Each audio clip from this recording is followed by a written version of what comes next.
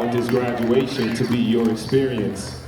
But to the superintendent, the assistant superintendent, the principal, members of the faculty and staff, parents, siblings, extended family members, friends, I can't say how proud it is to be here today in one place after the year we've had, after the 15 months we've had.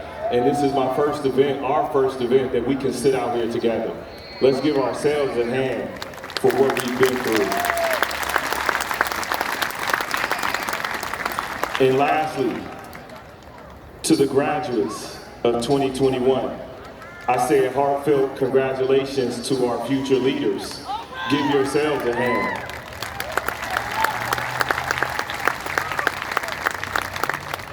When I was asked to speak today, I got a phone call or a text, and they said, would you be the speaker for our graduation? And it was like an honor. It was like, I got that call. It was like I've been waiting on that call, right? I've been waiting on that call to come back and to be addressing the young people, because I see you all in passing.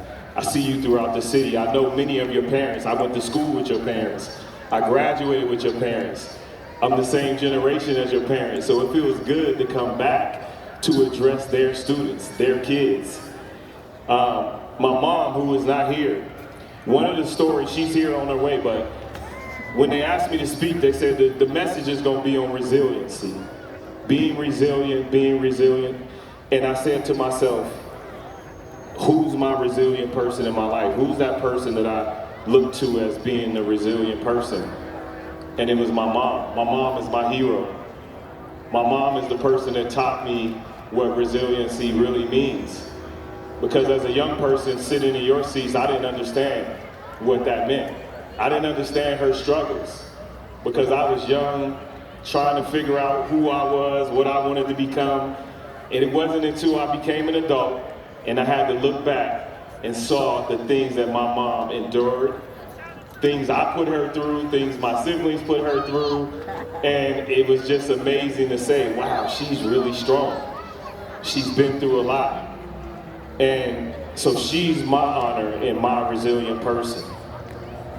So as I get into my speech, I decided to make an acronym. I like acronyms, right? So resilient, I'm gonna use that word and I'm gonna take each letter and give you a message based on those letters. So the first letter of resiliency is R. So to the graduates, I need you to understand one thing. You gotta have respect for yourself. You gotta respect yourself. You gotta show respect for your family.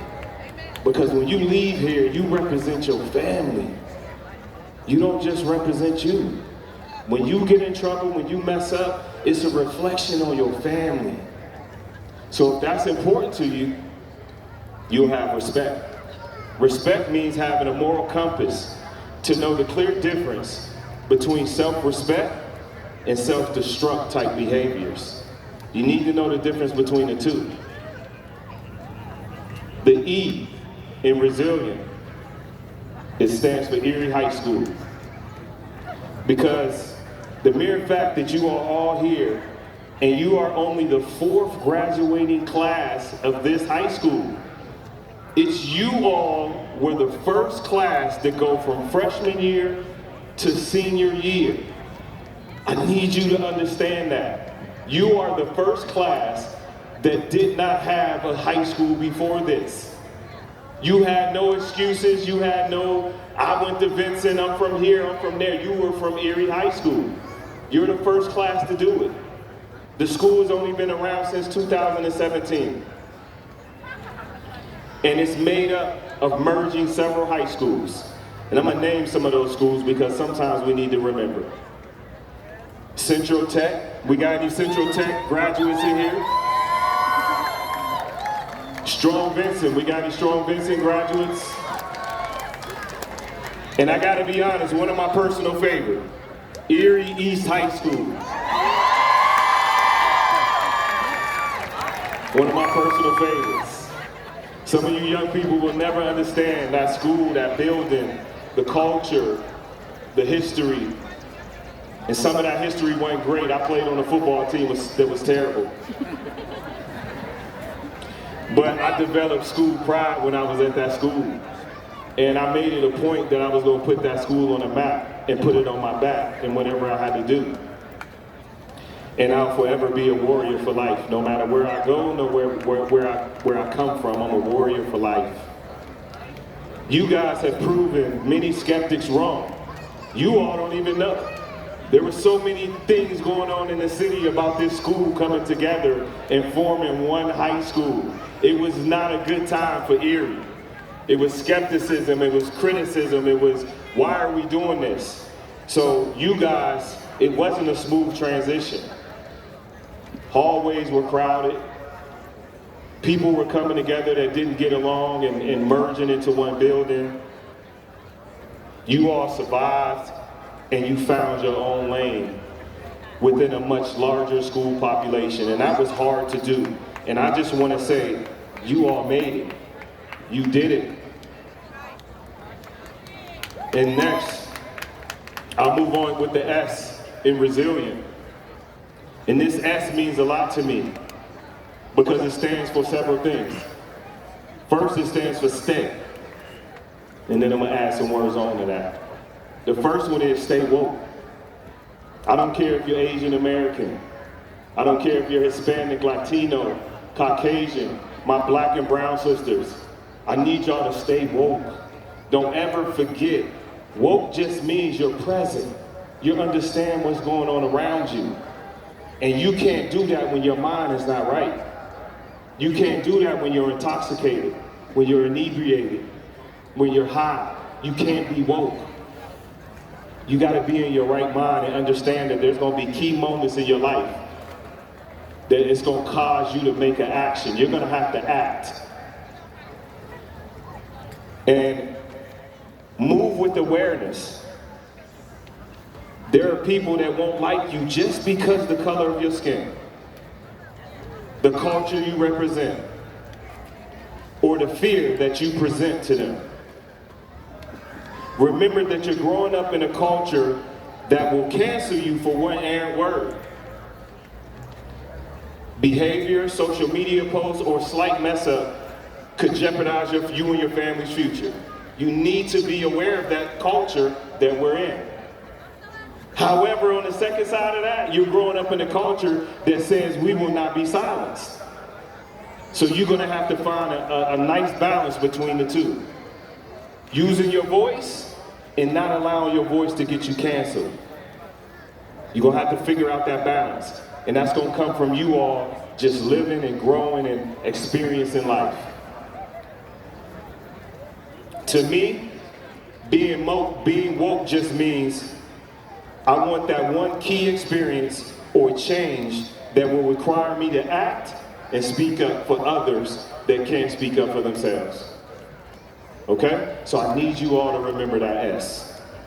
The I stands for inclusion. We can no longer exclude.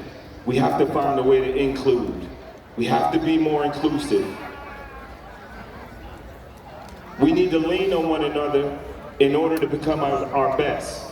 Because as humans, we benefit from community. We don't benefit from being separate. We don't benefit from this community and that community. We benefit when we work together. That's how we win. That's how we grow. That's how we build. And as you all enter the post-pandemic world, just try to be more inclusive and less exclusive. The L is loss. I was sitting here talking to the assistant superintendent, and last year I had a 19-year-old son who was 18 at the time, who was a high school graduate. And guess what? I didn't get this graduation. And I know it hurt me more than it hurt him. As his parent, I was more hurt than him. He was just happy that he got a diploma. He said, I'm going to college, it doesn't matter. And I said, no, it matters to me. I've been preparing for this day. Some of y'all parents been preparing for this day. I don't think y'all understand this is a huge moment. It took a lot to get y'all in these seats. It took a lot of work to get you to 18 years old.